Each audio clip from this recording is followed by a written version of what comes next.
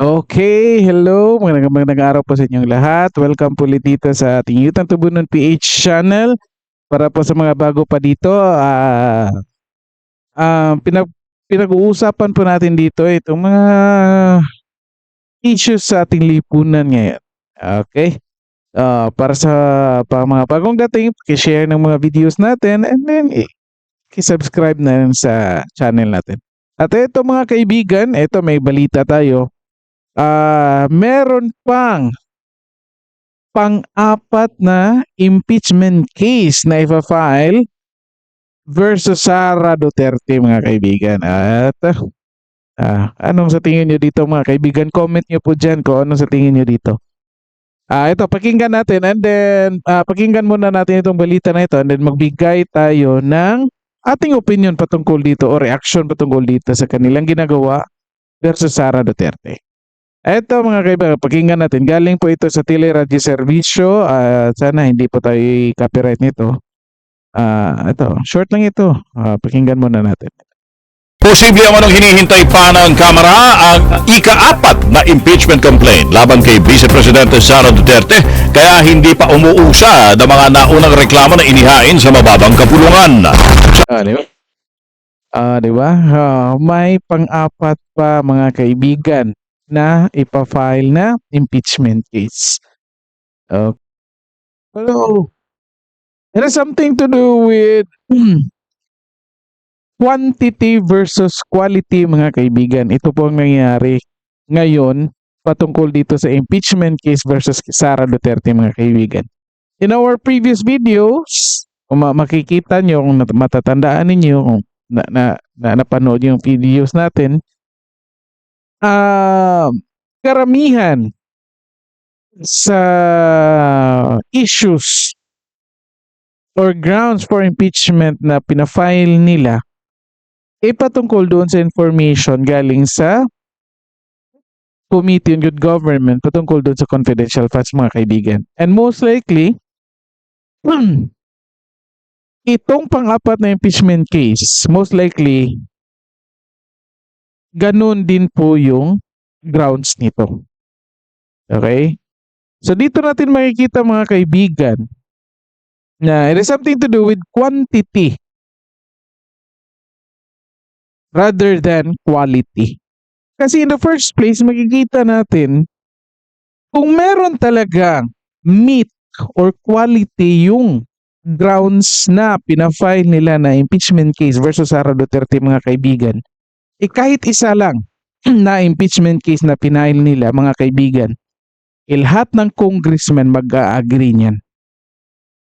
O let's say kahit hindi lahat, o kahit yung 1/3 lang, yung 106 congressman lang, mag-agree na yun lahat. Kung meron talagang meat, mga kaibigan, hindi na kailangan ng second, hindi na kailangan ng third, hindi na rin kailangan ng fourth. Kung meron talaga. Kasi nga, yung mga congressman mismo na nandoon, no?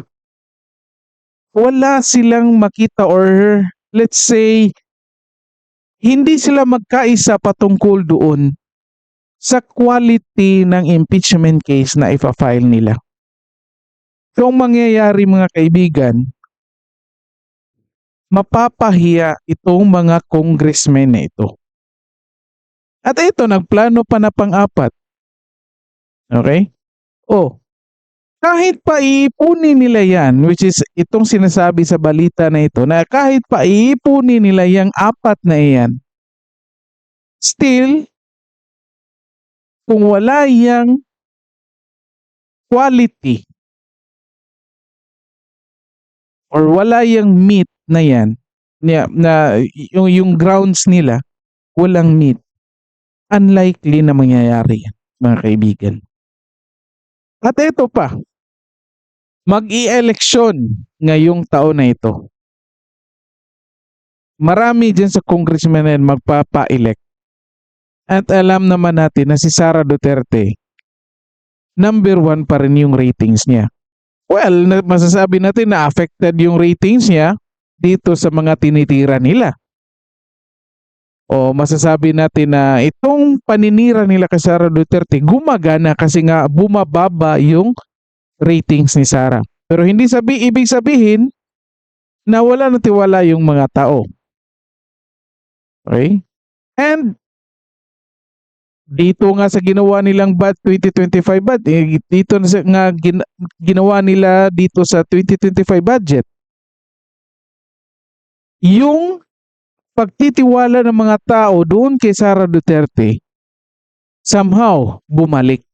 Kasi nag-inform na siya 3 months ago patungkol dito sa ginagawa ng mga congressmen, lalo na nito ni Martin Romualdez at ni Zaldico patungkol dito sa ating budget. And ito nangyayari nga harap-harapan natin. So, itong impeachment case mga kaibigan, ito opinion ko lang mga kaibigan, ito ginagawa ito nila para ilihis tayo sa tunay na issue mga kaibigan. Ilihis tayo. Ang issue nandoon po sa 2025 budget. Nag-cut halos lahat sa mga social services, sa education. Zero subsidy sa PhilHealth. Nag-cut din doon sa AFP modernization mga kaibigan. So, anong ibig sabihin nun? Nag-cut din yung budget ng 4Ps.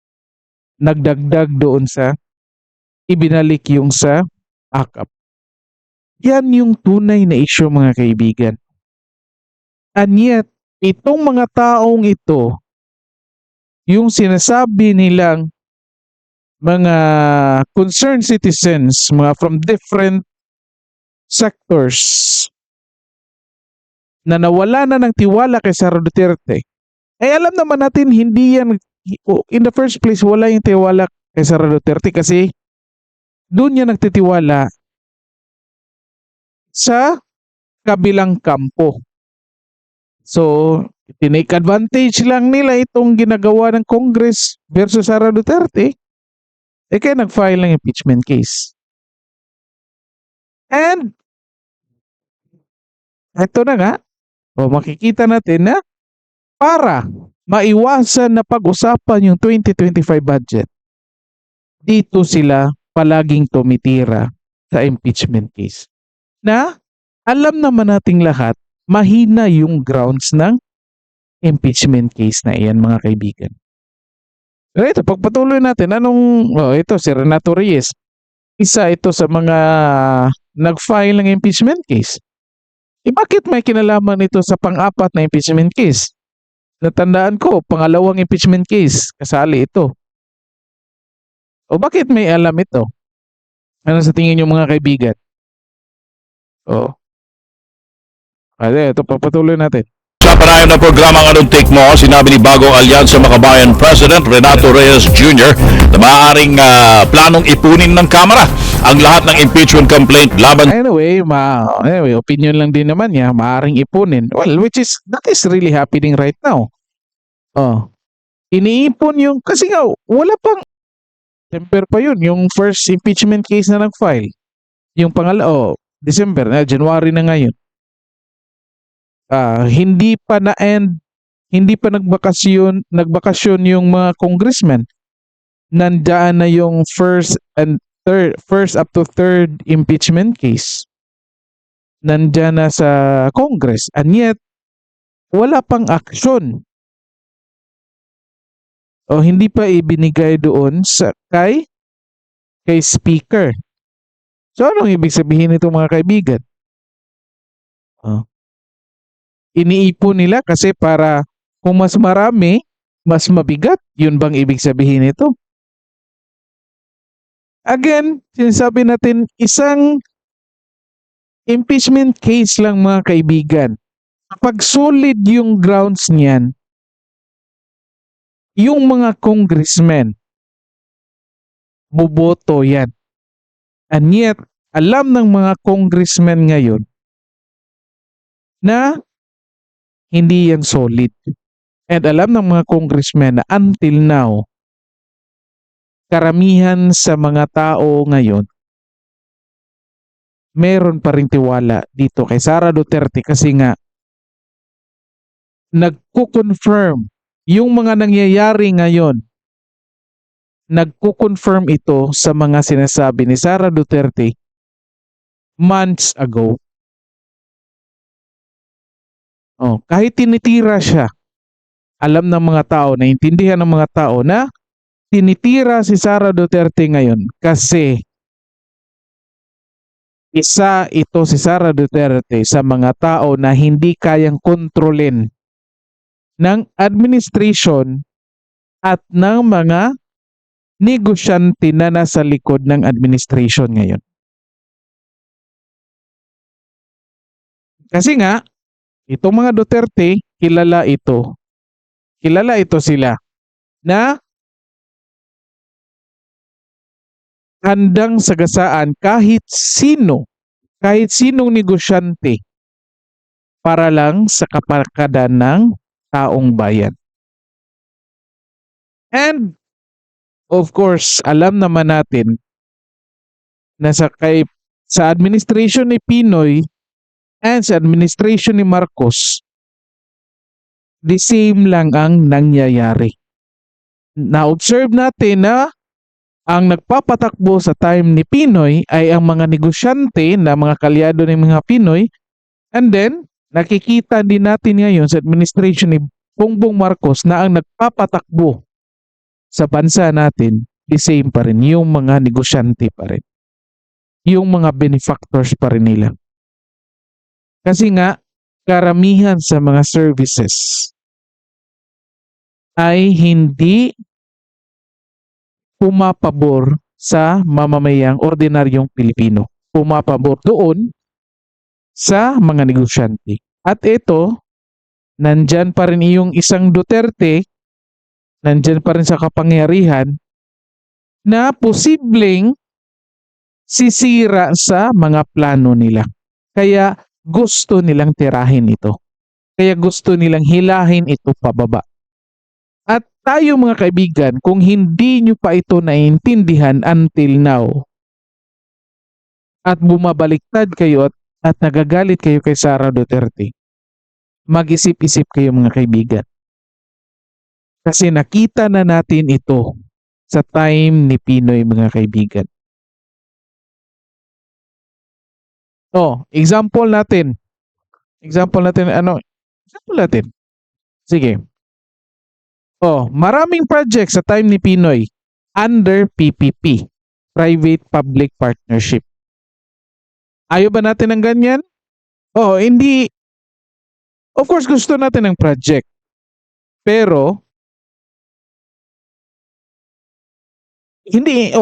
pero ayaw natin ng private-public partnership kasi nga ang number one na makikinabang dyan ay yung private company or companies.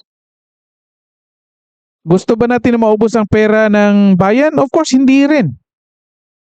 Pero, kapag 100% public yung project, most likely wala, kung gagamitin mo yung project na yan, lahat ng ordinaryong Pilipino ang makabenepisyo.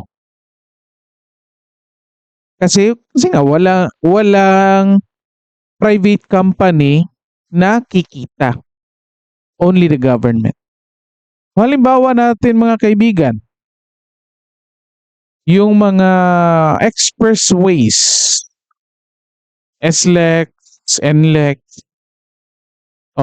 pinapatakbo yan ng mga private companies. PPP yan. Public-Private Partnership. Of course, maraming naka-benefit. Maraming natuwa.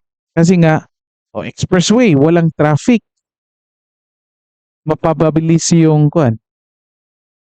Pero mga kaibigan, bago kayo dumaan dyan, bago kayo lumabas dyan, may babayaran kayo mga kaibigan. Kasi nga, dapat yung private company, sila yung nagkapital, dapat kikita sila, makabawi sila sa kanilang capital. Kung nag 100% public yan mga kaibigan, sa tingin nyo,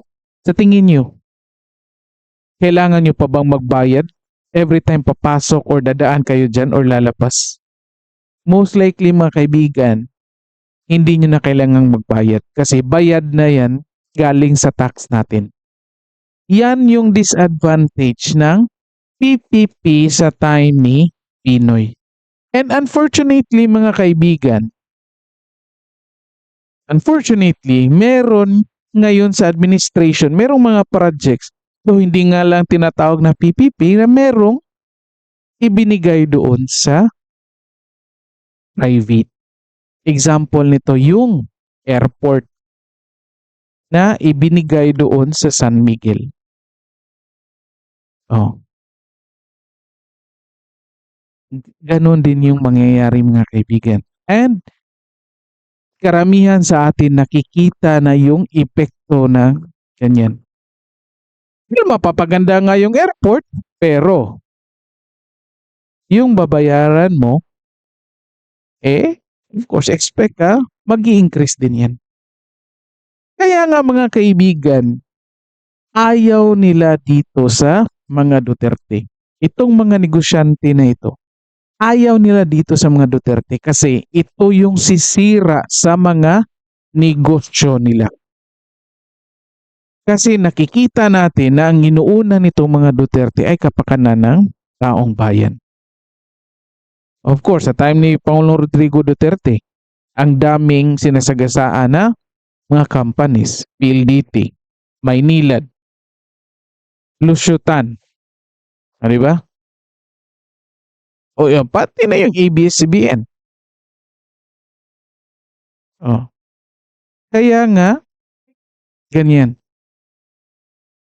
Itong mga nag-file ng impeachment case, merong nag-finance yan mga kaibigan. O, comment kayo dyan. Comment kayo dyan kung nag-disagree kayo. Sabihin nyo dyan sa comment section na hindi yan totoo. Sabihin nyo dyan sa comment section na walang taong or walang mga negosyanteng nag-finance ng mga tao na yan na nag-file ng impeachment case versus kay Sara Duterte. Okay? So, ang purpose talaga nito mga kaibigan, para lang talaga siraan itong si Vice President Sara Duterte kasi nga para lahat ng allies nila ay hindi makapasok ngayong eleksyon 2025. Kung hindi yan makapasok ngayong 2025 election, most likely mai-impeach yan si Sara Duterte kahit useless or kahit mahina yung grounds kasi nga votings lang yan. And kung ma-impeach yan si Sara Duterte, mawawala na tayo mga kaibigan ng isang representative na talagang kumakatawan sa taong bayan na nag-iisip ng kapakanan ng taong bayan bago ang kapakanan ng mga negosyante. Okay? Comment nyo dyan mga kaibigan kung ano sa tingin nyo dito. Dito na lang po muna tayo. And then, huwag po nating kalimutan na ang totoong issue po nito mga kaibigan ay yung harap-harapang pagnanakaw sa kaban ng bayan na dinadaan nila dito sa mga iba't ibang ahensya ng gobyerno lalo na dito sa DPWH, dito sa AKAP. Yan ay harap-harapan pagnanakaw, pagtitake advantage sa kanilang posisyon. Yung sinasabi nilang confidential funds ni Sara Duterte, wala po silang na-prove doon. Ang na-prove lang po nila na ay ang kabaliktaran na pagkatapos na mag-withdraw ng confidential funds ni isang minuto hindi dumaan sa kamay ni Sara Duterte. Immediately pumunta doon sa dalawang kernel na in charge ng confidential or intelligence gathering. Huwag po nating kalimutan yan mga kaibigan. Again, yung totoong issue ay yung harap-harapang pagnanakaw dito sa budget natin. Okay? So, pakishare na lang po ng video na ito para malaman po ng iba at maintindihan, and pakisubscribe na rin po sa ating channel. Maraming salamat po sa lahat at magandang araw sa inyo.